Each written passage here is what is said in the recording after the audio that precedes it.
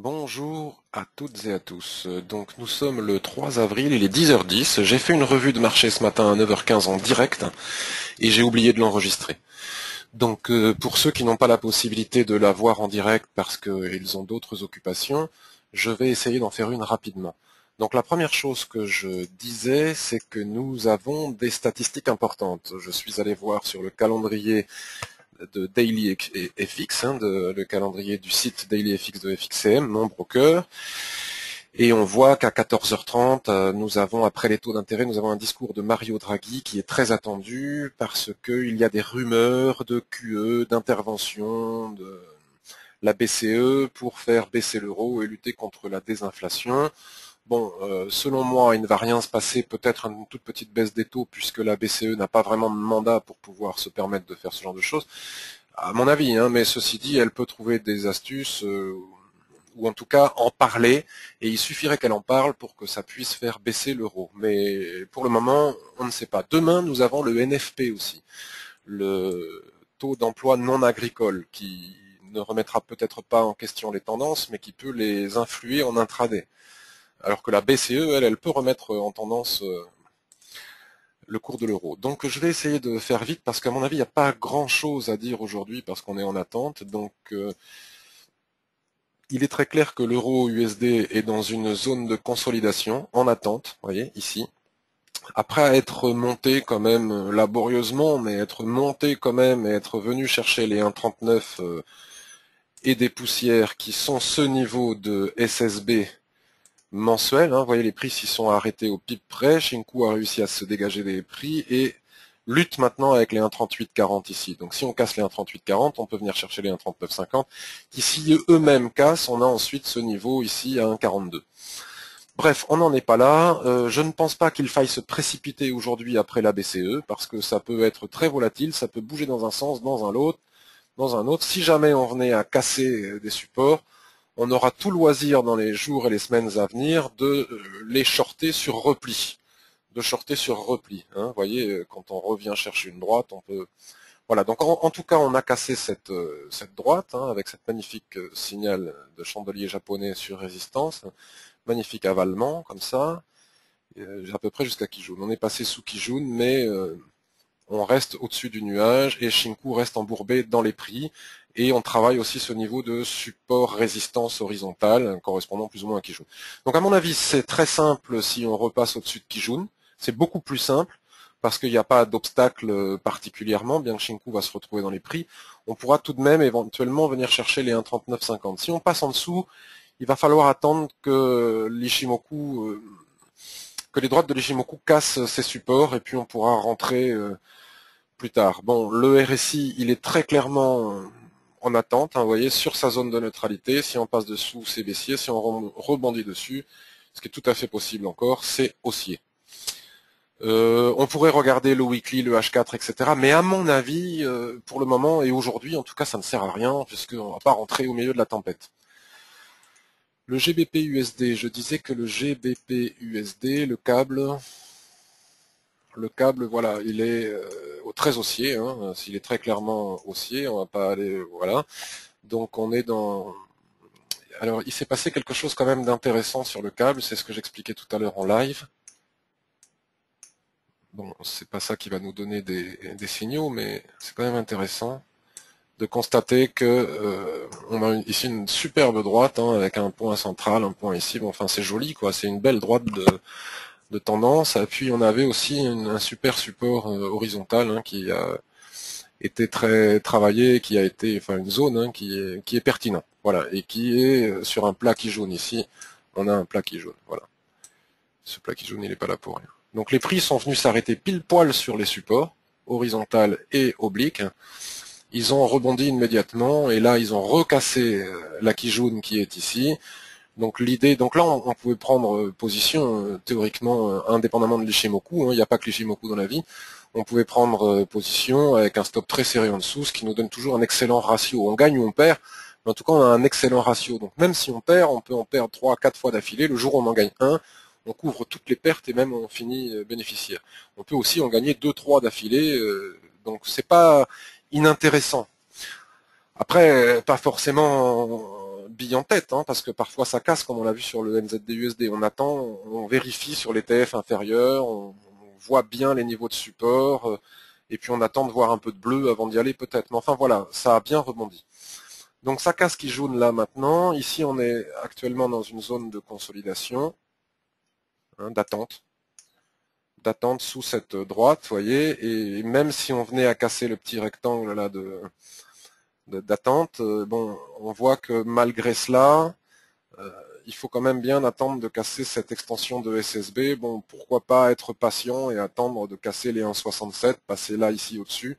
On sera à peu près dégagé de tout obstacle, même s'il en reste encore ici, pour venir chercher des longs, voire même laisser partir, attendre des pullbacks et puis s'installer dans la tendance si vraiment elle venait à se confirmer, parce que il y a quand même beaucoup de zones de résistance encore sur le GBP USD, notamment en daily et en H4.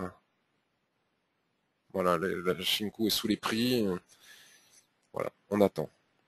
Ensuite, on a parlé de NZD USD, où on disait hier que moi, mon plan favori, c'était pas de shorter la cassure. Bon, là, c'est indéniable que pour le moment, il n'y a même pas de pullback. On risque de descendre jusqu'ici. Shinku est en train de casser sa Kijun, est en train de passer sous les prix. Il lui manque à casser la trend qui est ici. Voilà, si elle casse ici, quand même, ça ne sera pas rien, d'accord. Donc attendre peut-être qu'elle rentre dans le nuage et puis shorter à partir de ce moment-là sur après pullback. Hein, si on s'installe dans une tendance, on n'est vraiment pas pressé, vous voyez. Il n'y a aucune raison de se précipiter à la vente ici, étant donné que quand on a une tendance, on n'est pas obligé de rentrer au début de la tendance. On peut attendre des replis. Mince. C'est pas ça que je voulais faire. Voilà. On peut attendre des replis. Bon, là, on a du mal à faire un nouveau plus haut. Enfin, on a... Voilà. Pas parler des chandeliers japonais, c'est pas utile pour le moment. Donc, si jamais on venait à casser, qu'on s'installait dans une tendance baissière, on n'est pas pressé, quoi. On va la laisser venir, la tendance, et puis on s'installera dessus sur repli, de la même manière qu'on aurait pu le faire ici, ici, voilà. Donc pas d'urgence sur le NZD USD. Le USD CHF, bah, c'est comme l'euro dollar, mais dans le sens inverse, puisqu'ils sont corrélés, ces deux-là. Donc on voit bien, comme sur l'euro USD, que le plus simple à trader, à mon avis, serait une cassure par le bas. Il y aurait moins d'obstacles que par le haut. Donc de toute façon, c'est totalement prématuré, donc j'ai même pas véritablement envie de regarder. Vous voyez, autrefois, j'avais déjà tracé des... Hein, on a cassé ici, on fait un pullback. Si on vient à recasser ici, ben, on a cet objectif à 0,8535, et puis après, on a des objectifs plus bas. Mais pour le moment, c'est prématuré. Mais en tout cas, si on casse ici, c'est quand même baissier. Hein, c'est quand même en train de devenir baissier. Mais il faut attendre le NFP de demain et surtout la BCE d'aujourd'hui. Bien cassé qui jaune ici, on vient chercher ses premiers niveaux plus bas, puis après on a vu les objectifs en dessous. Faire attention parce que le RSI 21 lui repasse haussier, mais enfin aujourd'hui ça veut strictement rien dire, puisqu'on ne sait pas ce qui va se passer. Vous voyez, à chaque fois que les acheteurs essayent de partir à l'assaut, les vendeurs les attendent, hein, c'est le reflet des mèches qui sont ici, avec de forts volumes. Et par exemple sur ce tout petit chandelier, sur cette toupie, la lutte qu'il y a eu avec les volumes ici, hein, les acheteurs ont essayé, les vendeurs ont essayé, 0 à 0, balle au centre. Donc on attend qu'un des deux camps gagne la partie pour pouvoir le suivre. Puisque si un des deux camps gagne la partie, vu la lutte intense qu'il y a depuis presque 1, 2, 3, 4, 5, 6, 7, 8, 9, 10, 11, depuis quasiment 15 jours ici sur ce niveau, pareil que l'euro USD, si ça casse dans un sens ou dans l'autre, à mon avis, ça va partir fort. L'USD JPY, ben on est dedans. Donc je ne vais pas y revenir parce qu'on en a parlé pendant tous les webinaires précédents. On a étudié toutes les raisons pour lesquelles on était rentré en position. D'accord, weekly, rien n'est garanti encore pour le moment. L'objectif, c'est les 105,53, en sachant qu'on a un objectif intermédiaire au niveau de ce plat SSB sur le mensuel ici, à 104,50. Voilà. Mais le gros niveau, c'est le retracement Fibonacci des 61,8 ici.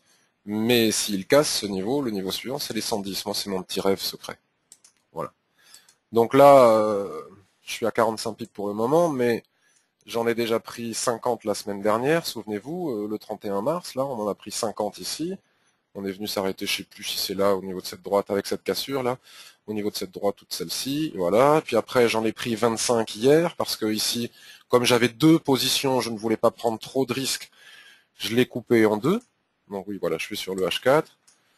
Voilà, donc ce retracement là ici, bon, je me suis dit je coupe ici, je garde une demi-position, comme ça moi je suis sûr de gagner quelque chose, puisqu'on travaillait la résistance des 103,80, qui désormais sur H4 a été cassée. On retrace dessus, donc là on fait des paliers, vous voyez, on rentre palier après palier. On regarde que les volumes ne s'affaiblissent pas trop quand même, parce que des cassures sans volume c'est jamais extraordinaire, mais on voit que chaque poussée de volume, chaque augmentation de volume c'est pour des hausses. Vous voyez, ici, on n'a pas de fort volume. Ici, on repart à l'assaut, on a de meilleurs volumes. C'est pas des volumes extraordinaires. Hein. Ici, le chandelier bleu, il y a des volumes. Le chandelier rouge, il n'y en a pas. Donc, je reste en position et puis on peut continuer à renforcer, ainsi de suite, tant que les volumes nous le permettent. Voilà. On peut surveiller les divergences, on peut surveiller les divergences du RSI. Voilà. En tout cas, pour moi, c'est haussier. Hein. Vous voyez, hier, j'étais sorti ici, j'avais eu un peu peur. Je me rappelle plus. Voilà, cette englobante là, c'est... Je me suis dit mince, donc j'étais sorti, j'avais pris 25 pips, donc on a déjà pris 75 pips là-dessus, on en a 47 ici, et notre désir c'est d'aller en chercher plus de 200, voire même plus si jamais. Donc NZD JPY il est en train de retracer, mais rien de méchant, vous voyez, il est en haut de son canal, et c'est normal, il est monté très fort tout seul. Voilà. Bon. GBP JPY, on avait eu cette superbe opportunité, là on a vu ça il y a plusieurs jours, à 171, là on pouvait partir long. Moi je l'ai pas fait parce que j'étais déjà sur... voilà, ou voir éventuellement avec ce chandelier quand on passe au-dessus des droits de l'Ishimoku. Donc on a déjà beaucoup de gains. L'euro JPY me semble être une bonne opportunité puisque il ne va pas forcément monter aujourd'hui dans le sens où on attend la BCE qui pourrait le plomber, ou au contraire, s'il y a statu quo, il n'y a pas de raison que l'euro soit le seul à ne pas réussir à monter face au yen qui est faible. Donc on est dans une tendance bien haussière, vous voyez, qui fonctionne bien par palier. Ici on a notre niveau d'objectif, 146,65. On est allé chercher sur le mensuel, puisqu'on n'a pas beaucoup d'informations sur les unités de temps inférieures, dans le sens où c'est très haut, donc on est obligé d'aller sur le mensuel. Et ce plat SSB qui est ici, je trace une extension, voilà. Donc premier niveau les plus hauts, 145, deuxième niveau 146,40.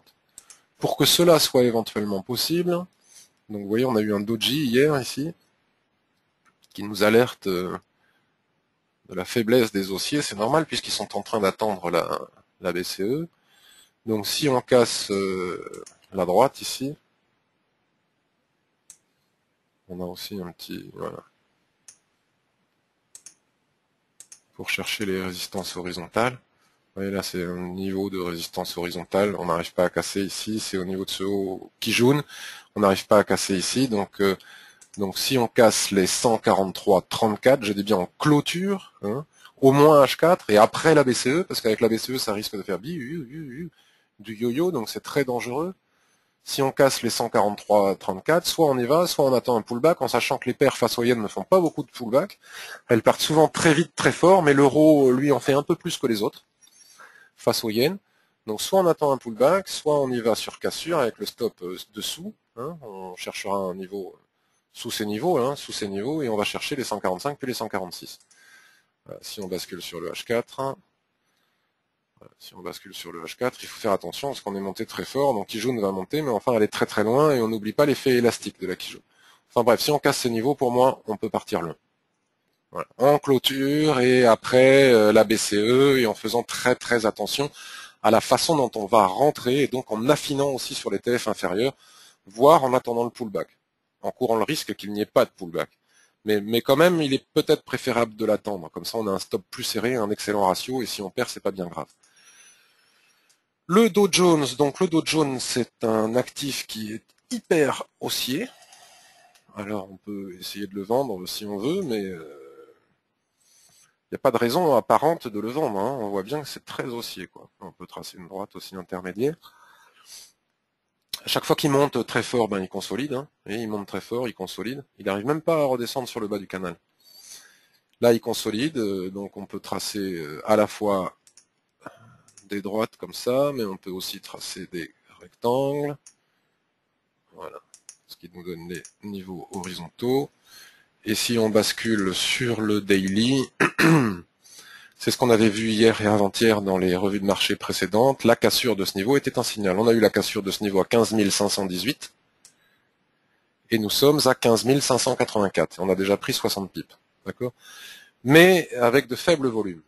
Donc attention, le Dow Jones, lui, il est très volatile, il fait des jolis replis. Donc on n'est pas pressé, on attend NFP, on attend BCE. Si ça monte, pourquoi pas venir prendre appui ici pour pouvoir aller chercher, je vous le dis franchement, les 17 000. Voilà. Hein, quand on visait les 16 000, beaucoup de gens disaient ils sont malades. Donc maintenant, on va encore nous dire qu'on est malade, mais on va viser les 17 000. Sur signal, évidemment. En H4, voilà, en H4, on a bien eu... voilà, mais avec des tout petits chandeliers méchés, comme ça, c'est pas très franc. D'accord? Mais là, c'est en train de monter bien comme il faut. Le DAX, donc le DAX, on en a parlé plein de fois, on attend aussi la BCE.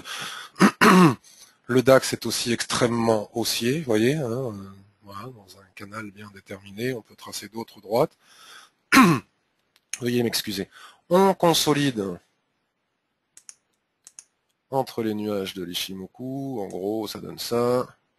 Vous voyez, Ishimoku en période de consolidation de dérive latérale n'est plus très efficace. Il est extrêmement efficace en tendance, vous voyez, on peut prendre appui sur Kijun ou sur d'autres droites de l'Ishimoku. Il perd nettement de son efficacité en range, hein, vous voyez, on traverse le nuage et les droites dans un sens, dans l'autre, dans un sens, dans l'autre. Là, on va arriver en haut du range, donc 9730. Donc si on casse l'oblique, là, on peut aller chercher les 9730, d'accord. Si on casse les 9760, les plus hauts ici, on va chercher les 10 000 points, le haut du canal. Bon, là, je suis pas précis aujourd'hui, comme je l'ai été les jours précédents, puisque de toute manière, on attend le NFP. Vous voyez la pertinence du canal, hein, Shinku rebondit bien dessus. Hein, Shinku rebondit bien dessus. Voilà. Donc si on casse ce niveau, on va chercher les 10 000 points. En tout cas, ce sera mon plan. Après, si on ne le casse pas, on peut faire un soulèvement ici et rentrer short pour trader le range. Mais bon, attendons de voir quand même. Le CAC 40, ben, c'est pareil. Hein. Hier, j'ai perdu 9 pips parce que j'ai eu peur. Bon, voilà. On va rester sur le H1 parce qu'on a étudié déjà 10 000 fois les autres TF. Nous savons tous que le niveau qu'il faut casser, c'est les 4440. Hein. Si on casse les 4440 en clôture, on va chercher, selon moi, hein, ce ne sont pas des consignes de trading, on va chercher selon moi le premier plat SSB ici à 4500 et surtout peut-être ce niveau ici à 4680 puis les 4800. En tout cas c'est haussier, hein. Vous voyez en mensuel c'est haussier. Alors, on est venu s'appuyer sur la SSB ici, on repart. Voilà, c'est très haussier. C'est très haussier mais il faut confirmer, ça peut s'écrouler d'une seconde à l'autre. Mais c'est pas à mon avis... shorter ici, c'est prendre un risque aujourd'hui avant le NFP, à mon avis, hein, à mon avis. Ouais. Moi, je serais plutôt partant pour attendre la cassure et partir chercher les 4500 dans un premier temps. Je sais plus pourquoi j'ai perdu mes 9 pips ici, parce que j'étais rentré au milieu du range, et à un moment donné, j'ai eu peur. Pourquoi je suis sorti ici? Je sais pas, c'est sans doute une erreur de ma part. J'ai pris peur parce que j'ai cru que je crois que j'ai vu le Dow Jones plonger. Je me suis dit, on n'arrive finalement toujours pas à les casser, ça va s'écrouler, mais j'ai eu totalement tort. Ça risque, il n'y avait aucun risque que ça s'écroule avant la BCE. Aucun. Donc là, vous voyez, ça m'étonnerait qu'on casse avant la BCE. Après, tout est possible. Si les traders anticipent le Bund, ben, ça se passe super bien. Le Bund, ça se passe exactement tel que nous l'avions envisagé. Hein. On avait un signal short ici, hein, sur soulèvement dans un range de consolidation, d'accord. On a un soulèvement au-dessus du rectangle et au-dessus de Kijun, voilà, qui finit presque avec un doji. Et puis là, on a le signal pour aller chercher le bas du range, en sachant qu'en range, les droites de l'Ishimoku ne font pas beaucoup support. Bon, ici, c'était plus compliqué parce que c'était quand même très haussier, donc j'étais pas du tout sûr de mon coup. Hein. Je disais, on aura confirmation qu'on est rentré en range si on casse Tenkan et si Shinku casse Sakijun. Donc si jamais on continue à faire des allers-retours, on trade ce range. Jusqu'à la cassure ici ou ici qui sera un signal bien baissier, ou la cassure ici qui sera un signal bien haussier. Alors, il est chouette ce rectangle. Je suis rentré sur USD CAD et je suis presque mort. Je suis rentré sur USD-CAD, donc en long terme, pour moi, c'est en train de devenir baissier. Hein. Vous voyez, on avait une belle tendance, on l'a cassé à droite, Shinku passe sous les droites de l'Ishimoku, les prix rentrent dans le nuage. Il n'est pas impossible de venir chercher ce niveau à 1,08 et des poussières, la SSB qui est ici. Donc si on casse le range ici, selon moi, on a un signal de vente pour aller là. D'accord? Donc ces ranges ici, comme ça, quand ils sont à la suite d'une tendance, c'est pas super pertinent de les trader, mais enfin ça mange pas de pain. Donc ça peut quand même marcher. Donc en H4, vous voyez, c'est bien quand le range est au milieu des nuages, au milieu de tout. Là quand même, c'est une tendance qui est coiffée par Kijun.